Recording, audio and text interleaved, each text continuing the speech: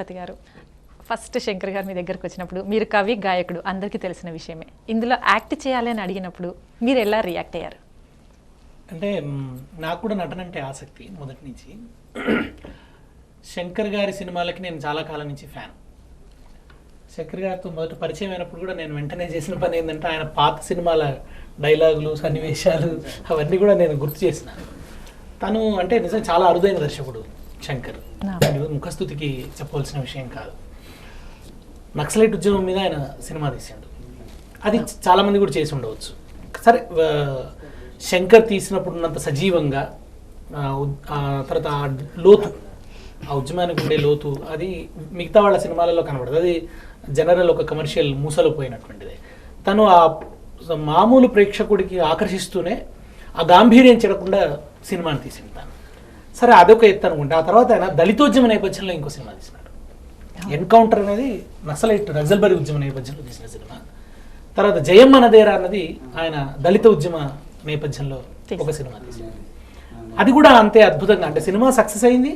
తర్వాత ఆ ఉద్యమానికి సంబంధించినటువంటి అన్ని కోణాలను స్పృశిస్తుంది. అప్పుడు దళితోద్యమం వేస్తున్న ప్రశ్నలన్నీ మీకు ఆ సినిమాలో కనిపిస్తాయి. అక్కడితో కూడా ఆగకుండా ఆయన ఈ పెస్టిసైడ్స్ ఇవి వచ్చి వ్యవసాయాన్ని ఎట్లా నాశనం చేస్తున్నాయి దాని మీద జనంలో ఒక చర్చ జరుగుతున్న సమయంలో ఆయన ఆయుధం సినిమా, ఆయుధంలో దాన్ని చర్చిస్తారు. అది మళ్ళీ చాలా పెద్ద హిట్. ఇట్లా ఆయన ఒక రకంగా భద్రాచలం కొంతవరకు అది కొంతవరకు తెలంగాణ నేపథ్యంలో ఉండే సినిమా. అంటే భద్రాచలము అని ఇలా అక్కడ ఉండే ఒక అమాయకపు పల్లెటూరి ఆయన ఒక క్రీడలో రాణించడం ఇదంతా. అక్కడ కూడా కొంత తెలంగాణ జీవితాన్ని చూపించే ప్రయత్నం చేసినారు ఆయన. మన ఇదే మా పల్లెటూరు, ఇదే నా తల్లిగారు. తల్లిగారు అనే మాట పక్క తెలంగాణ ముద్ర. తల్లిగారు అంటే అమ్మ దిక్కు వాళ్ళను, తల్లిగారు అనేది తెలంగాణ. కనుక ఆ పదం వాడడంలోనే ఆ స్పర్శ తెలుస్తుంది తెలంగాణకు సంబంధించింది. నేను చాలాసార్లు అనుకున్నాను, అంటే తెలంగాణ ఉద్యమం ప్రారంభమైన మొదటి నుంచి కూడా తెలంగాణ ఉద్యమం నేపథ్యంలో ఒక సినిమా రావాలి. కానీ సినిమా తీయటం మామూలు విషయం కాదు. ఎందుకంటే ఇది పెద్ద చరిత్ర ఉంది. అది రైతాంగ పోరాటం దగ్గర నుంచి మొదలుపెట్టి 69 ఉద్యమం కావచ్చు, ఇన్ని అంటే ఒక 50 ఏళ్ల విధ్వంసాన్ని సినిమాలు చూపించాలి. ఇది సాధారణమైన విషయం కాదు. అది డాక్యుమెంటరీ లాగా కావద్దు. ఇప్పుడున్నటువంటి యువకులను కూడా దాకట్టుకోవాలి. ఇది తీయాలంటే ఒకరికే సాధ్యం, శంకర్కే సాధ్యం అని నేను మొదటి నుంచి అనుకునేవాడిని. అంటే నాకు సినిమాల పట్ల ఉన్న అవగాహన నుంచి. మధ్యలో కూడా చాలామంది మిత్రులు కొంతమంది తెలంగాణ ఉద్యమం మీద సినిమాలు తీసినారు. ధూమ్ధామ్ అని ఒక సినిమా వచ్చింది, వెంకన్ననే ఆ సినిమాలో చేసిండు. తర్వాత ఎవరు తుమ్మల రమేష్ అనే ఒక అతను కూడా ఒక సినిమా ఏదో తీసిండు. ఆయన అది విడుదలకు నోచుకోలేకపోయింది. ఇట్లా చాలా సినిమాలు వచ్చినాయి. శంకర్ గారు తీస్తే ఆ పర్ఫెక్షన్ ఉంటుంది అనేటువంటి ఒక నమ్మకం నాకు మొదటి నుంచి ఉంది. ఒకసారి బహుశా హాలియా మీటింగ్లో అనుకుంటాం, మేము ఇద్దరు కలుసుకున్నాం. ఆ రోజు నా ఉపన్యాసం విన్న తర్వాత చాలాసేపు తను మాట్లాడింది. ఆ రోజు నేను బలంగా అన్నాను, తీస్తే మీరే తీయాలి, మీరు తీస్తేనే న్యాయం జరుగుతుంది ఈ తెలంగాణ ఉద్యమం. ఆ జీవితాన్ని మీరు బాగా చూపించగలరు, అట్లా ఉద్యమంలో ఉన్న శక్తిని కూడా మీరు బాగా ప్రదర్శించగలరు. ఆ తర్వాత కొద్ది రోజులకు తను సినిమా తీస్తున్నట్టుగా ప్రకటించడం.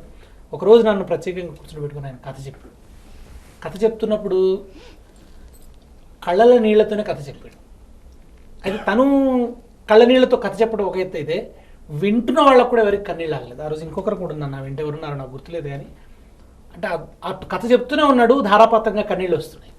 అంటే అట్లా గుండెను కదల్చగలిగినటువంటి ఒక శక్తి, మీ కన్ను చెమరింపజేయగలిగినటువంటి, అంటే ఇంతకుముందు అందరూ చెప్పినట్టు హృదయంతో తీస్తే తప్ప సాధ్యం కాదు. హృదయం దాంట్లో ఇన్వాల్వ్ అయిపోతే తప్ప, అంటే ఆ ఉద్యమాన్ని పూర్తిగా ఆవాహన చేసుకుంటే తప్ప సాధ్యం కాదు. తెలంగాణ జీవితాన్ని అంతగా ప్రేమిస్తే తప్ప సాధ్యం కాదు.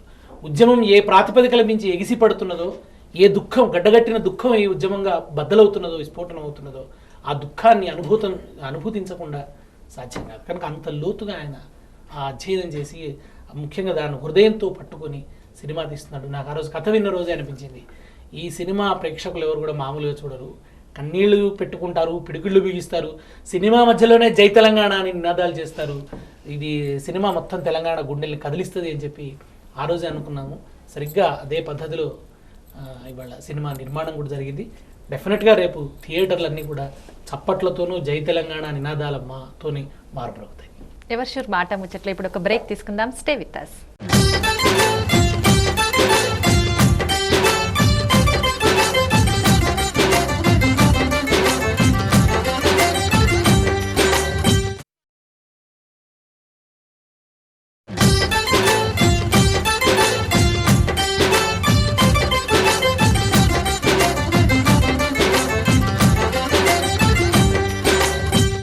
Welcome back to ever sure మాట ముచ్చట. ఓకేనండి, మనతో మాట్లాడడానికి అభినయ్ లాలాపేట్ నుంచి లైన్లో ఉన్నారు. నమస్తే సార్. నమస్కారం మేడం, నేను లాలాపేట నుంచి మాట్లాడుతున్నా. నా పేరు అభినయ్. చెప్పండి సార్. నందిని సార్ మాట్లాడారు సార్. మాట్లాడండి సార్. చెప్పండి అభినయ్ సార్. నమస్కారం సార్. నేను సార్ నేను 88 బ్యాచ్. మిమ్మల్ని ఒకసారి మా గెస్ట్ గా పిలిపించినా సార్ మేము అక్కడికి. బాగున్నావా? బాగున్నా సార్. జై తెలంగాణ సార్. జై తెలంగాణ, జై తెలంగాణ. ఎందుకంటే మీరు మీ ఆనాటి నుంచి ఈనాటి దాకా ఉద్యోగం కోసం చాలా కష్టపడుతారు సార్. ఇక మనకు తెలంగాణ వచ్చే టైం ఆసన్నమైంది సార్. మనం అందరం కలిసి కొట్లాడితే వస్తది తెలంగాణ. అదే సార్, మీరు నాకు ఇప్పటి కూడా నేను మర్చిపోలేదు సార్. ఇప్పుడు మన ట్యాంక్ బండ్ వాటర్ గురించి చాలా ఎక్స్ప్లెయిన్ చేశారు సార్ మా మీటింగ్ లో. యాన్యువల్ డేకు మిమ్మల్ని మన జీడి సార్ ను అందరిని పిలిపించినా సార్ మేము. అవును, గుర్తుంది, నాకు గుర్తుందా సార్? గుర్తుంది, నేను మర్చిపోలే. Okay sir, okay sir. గుర్తుంది. జై తెలంగాణ సార్. ఇప్పుడు ఇక మనకు తెలంగాణ వచ్చే టైం ఆసన్నమైంది సార్. అందరం కష్టపడి ఎట్లాగో సాధించుకోవాలి సార్ మనం. తప్పకుండా మీ అందరి ఉత్సాహంతో, ఉద్యమ స్ఫూర్తితో తప్పకుండా తెలంగాణ.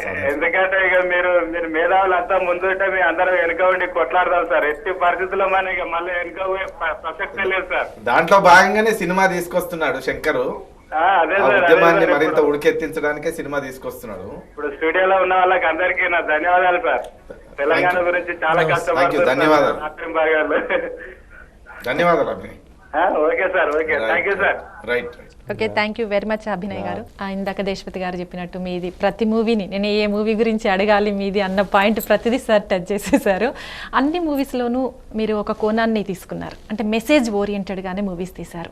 అంటే మీరు అలాగే డిసైడ్ చేసుకొని మూవీస్ తీసారా, లేదా కాకతాళీయకంగానే జరిగిందా? డిసైడ్ చేసుకుని చేసింది అది.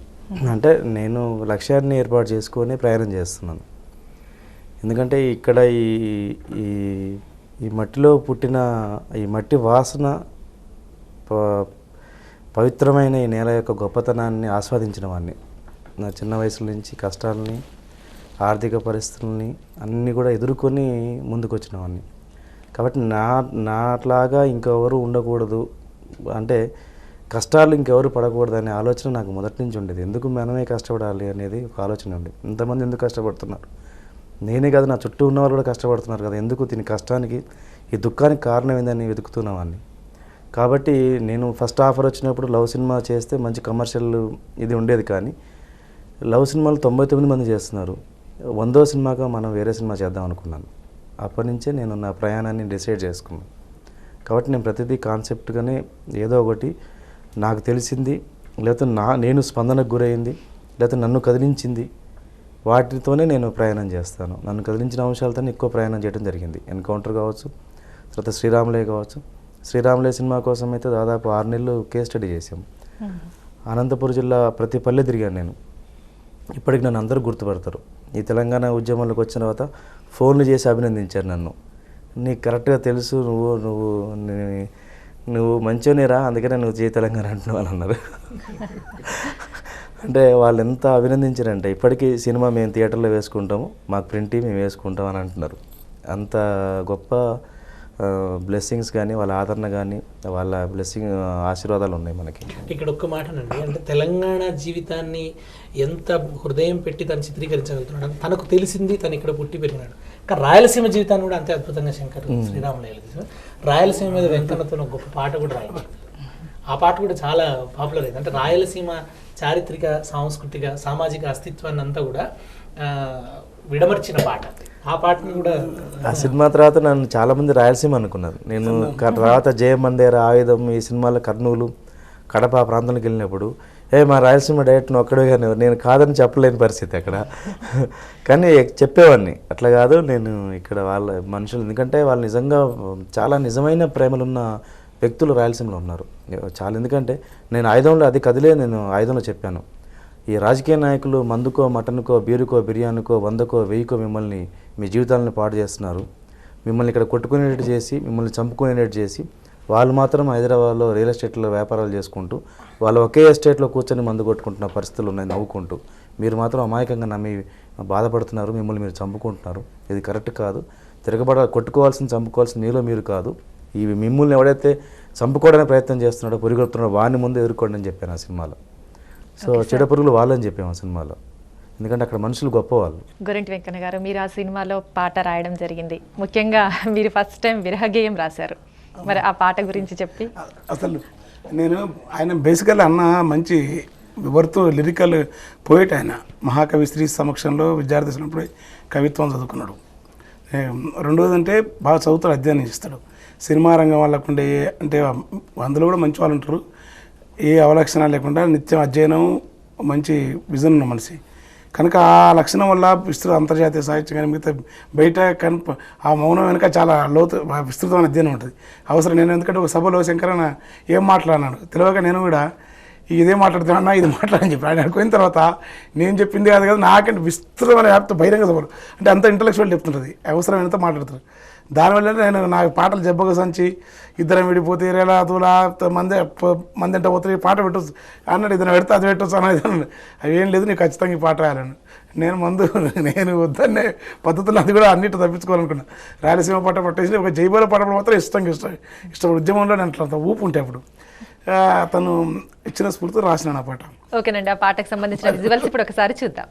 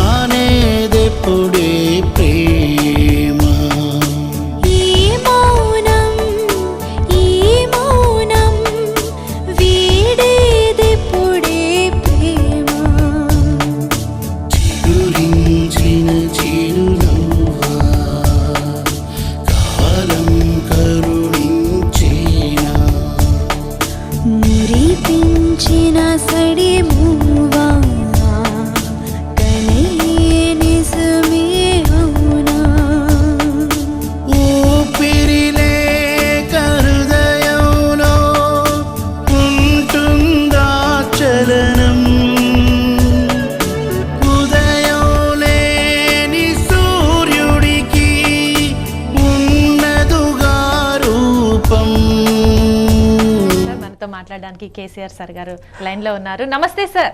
నమస్తే అండి. చెప్పండి సార్. నమస్తే అండి. అక్కడ కూర్చున్న ఉద్యమ చైతన్యానికి వందనం. పర్టికులర్లీ శంకర్ గారికి నమస్కారాలు. నమస్తే అన్న, థ్యాంక్ యూ. అద్భుతమైనటువంటి వ్యక్తులు నాకు అన్నం ముందు అక్కడ కనపడుతున్నారు. నేను రాజు చూస్తా ఉన్నాను, నాకు ఆరోగ్యం బాగా లేదు, అయినా కూడా ఆ కార్యక్రమాన్ని చూస్తూ నేను స్పందించలేకుండా ఉండలేకపోతున్నాను. Thank you. ఎంత గొప్పవాళ్ళు అంటే నందని సిద్ధారెడ్డి గారు, వారు నా క్లాస్మేటు, గొప్పగా జీవితాన్ని చాలా గొప్ప స్థాయికి తీసుకెళ్లిన వ్యక్తి వారు వారి జీవితాన్ని అంకితం చేసి ఒక పర్టికులర్ సిద్ధాంతం కోసం పనిచేస్తున్న వ్యక్తి దేశపతి శ్రీనివాస్ గారు. నేను వారి గురించి చెప్పే అక్కర్లేదు. గోరేటి వెంకన్న గారికి అయితే పాదాభివందనం. అద్భుతమైనటువంటి మీ చైతన్యానికి, మీ స్ఫూర్తికి. నేను వ్యక్తికి కాదు. ఇష్యూ ఏమిటంటే ఇక్కడ శంకర్ గారు నాకు కలిశారు, అన్న ఇట్లా సినిమా తీయాలి, ఇదంతా ఇష్యూ అంతా ప్రజలకు పోవాలి. ఎంత గొప్ప చైతన్యం అంటే వారిలో ఉన్నటువంటిది. మరి ఎట్లా శంకర్ అన్న మీకు డబ్బులు ఏంటి, ఎట్లా చేస్తారు, తీయాలి కదా సినిమా అంటే చాలా కష్టం కదా అని అడిగితే, అన్నా నేను డబ్బుల గురించి ఆలోచించట్లేదు, అవసరం వస్తే నా ఇల్లు అమ్ముకుంటా అన్నాడు. అంత గొప్ప ఆయన రక్తము, శరీరము, హృదయం, మెదడు అన్ని పెట్టి తీసిన సినిమా ఈ జైబోలో తెలంగాణ. ఎందుకోసం తీసుకున్నా, మీరు ఇంత రిస్క్ అని తీసుకున్నా అంటే, నాకు రిస్క్ వస్తే మీరు లేరా అన్న నన్ను కాపాడటానికి, నేను మీలో కార్యకర్తను కాదా అంటే ఎంత స్ఫూర్తి అంటే నాకు కూడా కళ్ళలో నీళ్ళు వచ్చినాయి ఆ రోజు. ఇంతకుముందు దేశపతి గారు చెప్పారు, ఆయన స్టోరీ చెప్తే ఏడ్చామని చెప్పి. అంత స్ఫూర్తితో తెలంగాణ బిడ్డలు ఈరోజు ఒక అద్భుతమైనటువంటి శక్తి ఉన్నటువంటి, మేధోశక్తి ఉన్నటువంటి డైరెక్టర్ గారు శంకర్ గారు గొప్ప సినిమా తీశారు. ఎవరు చేరి సాహసం మధ్యలో నగరికి 2-3 వచ్చి వెళ్ళారండి. నా అనుభవం నేను చెప్తున్నా. సార్ సినిమా తీస్తాం ఇట్లా చేస్తామంటే మీరు డబ్బులు ఏంటంటే నేను చెప్పి ఏం చేస్తారా బాబు అంటే ఏదో చెప్తే ఏదో సన్నాసి ఈ రకంగా ఉండే. శంకర్ గారు లాంటి వ్యక్తి తీస్తే బాగుంటుంది అని అన్న నేను వాడుతాను. ఆ శంకర్ గారే ఇంత పెద్ద ఉద్యమానికి అంటే ఆ సినిమా తీయడం కూడా ఒక ఉద్యమమే, ఉద్యమ స్ఫూర్తే. నేను వారికి సాల్యూట్ చేస్తా ఉన్నా. తెలంగాణ ప్రజల సకల దుఃఖాలను హృదయంలో నిక్షిప్తం చేసుకొని అద్భుతమైనటువంటి వాళ్ళని ఇన్వాల్వ్ చేసి నందిని సిద్ధారెడ్డి గారిని, దేశపతి శ్రీనివాస్ గారిని, గోరెడ్డి వెంకన్న గారిని ఇన్వాల్వ్ చేశారు, ఇంకా చాలా మందిని ఇన్వాల్వ్ చేశారంటే వారు ఏ స్ఫూర్తితో ఉద్యమం ఈ సినిమా తీశారని తెలుస్తా ఉంది. నేను ఒకటే మాట చెప్తా ఉన్నా శంకర్ గారికి. ఆ రోజు చెప్పాను, అన్న మీరు ఒకవేళ సినిమా తీస్తే తెలంగాణలో పుట్టిన ప్రతి బిడ్డ ఆ సినిమా చూడకుండా ఉండడు. 100 రోజులు కాదు, అసలు 1000 రోజులు అని ఆశ్చర్యం లేదు. 365 రోజులు నిరాహార దీక్ష శిబిరాలు తొలగించిన తెలంగాణ బిడ్డలు మా శంకర్ గారు, మా తెలంగాణ బిడ్డ, మా రక్తం సినిమా మా కోసం తీసిందంటే అది సినిమా కాదు, అదొక విప్లవం. ఇంకా శంకర్ గారు ఇటువంటి ఒక 100 సినిమాలు నిర్మించాలని కోరుకుంటారు తెలంగాణ ప్రజలైనటువంటి భావనతోని ఇలా యావత్ తెలంగాణ ఉంది. చాలా సంతోషం, చాలా చాలా సంతోషం. వారు ఎన్ని కష్టాలు పడ్డారో, ఎన్ని ఇబ్బందులు పడ్డారో, అయినా గొప్పగా ఆ చిత్రాన్ని నిర్మించి ఈరోజు రిలీజ్ చేయబోతా ఉన్నారు. నేను శంకర్ గారిని కోరుతున్నా, మొదటి ఆ సినిమా చూసే భాగ్యం నాకు కల్పించాలని. ఏ సినిమా టాకీస్ చూడమంటే ఆ సినిమా టాకీస్ చూస్తాను. అన్న మీరు శాంతి టాకీస్ చూడండి, లేదా పలానా టాకీస్ సిద్దిపేటలో చూపిస్తే ఇంకా సంతోషం. తెలంగాణలో ఉన్న అన్ని థియేటర్లలో కోరిక బాగుంది అంటున్నారు. గొప్ప సినిమా, మీరు వస్తే తను వస్తే ఇంత గొప్ప సినిమా అంటే నా ఊర్లో ఒకవేళ సిద్దిపేటలో చూపిస్తే నేను అదృష్టవంతుని. ఎక్కడనో ఒక థియేటర్లో, లేదు మీరు హైదరాబాద్ అంటే హైదరాబాద్లో చూద్దాము. ఆ సినిమాకు ఉండే గొప్పతనం ఏంటంటే 90 సంవత్సరాలు 100 సంవత్సరాల తెలంగాణ యాతనను, వేదనను, బానిసత్వాన్ని బద్దలు కొట్టే దిశగా పోదామని తెలంగాణ సమాజానికి సందేశం ఇచ్చేటువంటి గొప్ప సినిమా. అన్నిటిని నిక్షిప్తం చేసినటువంటి ఒక సాహసవంతుడు మా శంకర్ గారు. వారికి ప్రణామాలు, వారి సాహసానికి ధన్యవాదాలు.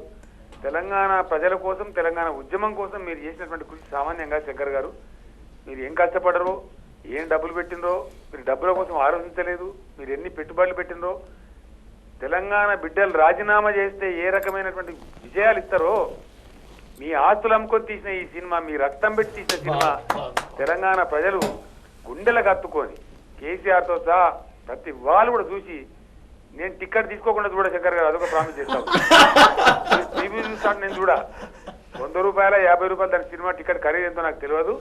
నేనే ఖరీదు తీసుకొని చూస్తాను. ఎందుకంటే మా తెలంగాణ బిడ్డ మళ్ళీ ఒక 100 సినిమాలు మా గురించి నిర్మించాలి. మా కళాకారులు, మా గోరెడ్డి వెంకన్న, మా సిద్ధన్న, మా దేశపతి శ్రీనివాసు, మా వాళ్ళ పాటలు మళ్ళీ మేము వినాలి, మా చెవుల రింగుమనాలి, సినిమా మాధ్యమం కూడా మా చేతిలో ఉంది అని చెప్పి తెలంగాణ బిడ్డలు రుజువు చేసే ఒక గొప్ప సందర్భాన్ని మీరు సృష్టించారు. అది చాలా సంతోషంగా ఉంది. చాలా నా గుండెలు నిన్నాయి. నాకు నిజానికి హెల్త్ బాగలేదు, తడబడుతున్నాయి ఆ మాటలు కూడా. కానీ మీరు తీసినటువంటి ఈ సన్నివేశాన్ని నేను రాజును చూస్తూ సంతోషాన్ని ఆపుకోలేక చేసినప్పుడు సందర్భం ఇది. మీ అందరికి ధన్యవాదాలు. శంకర్ గారు, మీకు 100 కోటి విజయాలు దొరుకుతాయి. ఏ డైరెక్టర్ కూడా మిమ్మల్ని కంపీట్ చేయలేడు. The number 1 director, the great director, the people's director will be N Shankar of Telangana. Thank you. నమస్తే అండి, సెలవు. నమస్తే. మీరు ఇచ్చిన సపోర్ట్ చాలా గొప్పగా ఉంది.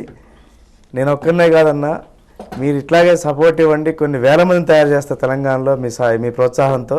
వేల మంది కళాకారులని, వేల మంది దర్శకుల్ని, నిర్మాతలని, హీరోలని కూడా తయారు చేసుకుందాం మనం. మీరు ఇట్లాగే మా వెనకాల నిలబడండి, మనం ప్రోత్సహించండి. డెఫినెట్గా ఈ తెలంగాణ యొక్క కళా సంపద ఏందో ప్రపంచానికి చాటి చెప్తాం మనం అందరం కలిసి. మీరేం తక్కువ కాదు, ఈ సినిమాలో మీరు కూడా భాగస్వామే. మీ పాట మామూలుగా లేదు. రేపు పెళ్ళిళ్ళలో బ్యాండ్ దగ్గర నుంచి, పిల్లలు ఆడుకునే దగ్గర నుంచి, ఈరోజు పిల్లలు బెల్లు కొడితే జై తెలంగాణ ఎట్లా అంటున్నారో, బెల్లు కొట్టగానే గారడి చేస్తారని పాడుకునే సందర్భాలు వస్తాయి. చూడండి, మీరు ప్రతి సభలో గారడి చేస్తున్న పాట ఉంటుంది. నన్ను నమ్మండి, చాలా గొప్ప పాట ఇచ్చారు. ఈ పాట ఇచ్చి ప్రజల ముందుకి ఈ సినిమాని ముందుకు తీసుకెళ్ళడానికి మీరు ఇచ్చే ప్రోత్సాహం, అసలు ఈ సినిమాకు మీరు పాట ఇవ్వటమే ఈ సినిమా యొక్క గొప్ప అదృష్టము. దాన్ని మేము ఎప్పటికీ మర్చిపోలేము, మా టీం కూడా ఎప్పటికీ మర్చిపోలేదు. ఎందుకంటే మనం షూటింగ్ చేసినప్పుడు ఈ పాట విన్న ప్రతి ఒక్కరు కూడా ఎంజాయ్ చేస్తూ ఎంత ఆనందపడ్డారంటే ఒక ఉద్వేగంతో ఈ పాటను చేశారు. కాబట్టి డెఫినెట్గా మీ ప్రోత్సాహం తీసుకుంటాము. డెఫినెట్గా ఎంతో కళా సంపదని, తెలంగాణలో ఉన్న కళా సంపద అంతా బయటికి తీద్దాం. మీరు ప్రోత్సహించండి. Thank you very much. ఇప్పుడు కేసీఆర్ సార్ రాసిన పాటని ఒకసారి చూద్దాం.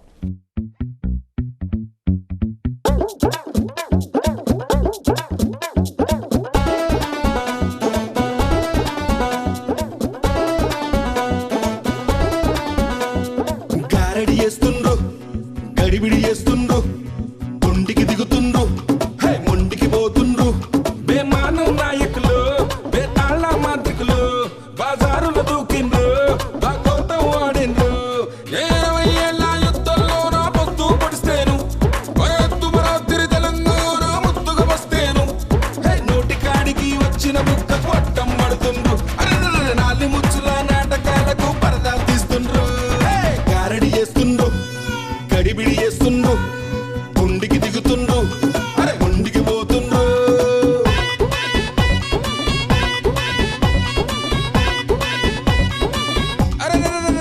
గారడి చేస్తుండ్రు గడిబిడి చేస్తుండ్రు గుండికి దిగుతుండ్రు హే మొండికి పోతుండ్రు. ఎవర్ షూర్ మాట ముచ్చట్లో ఇప్పుడు ఒక బ్రేక్ తీసుకుందాం. Stay with us.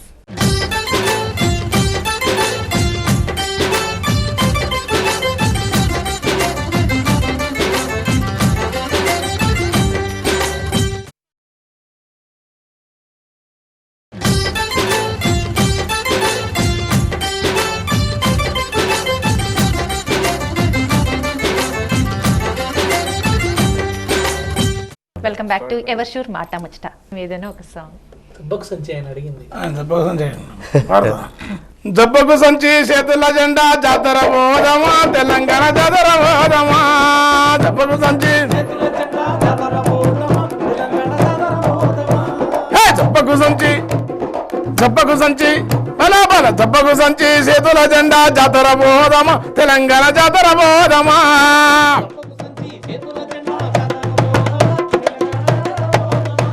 ఏ మక్కా గారెలు మాలిద ముద్దలు ఆ మక్కా గారెలు మాలిద ముద్దలు వంచుకుందమా మన దుఃఖమంత కలబోసుకనారెనా చెప్పకు సంచి మన దుఃఖమంత కలబోయి చేతమా బాల్రు గట్టి పాలకూర్తి పయనమవుదమా మన సోమనాథ పాదాలకు దండం పెడుదమా భక్తితోన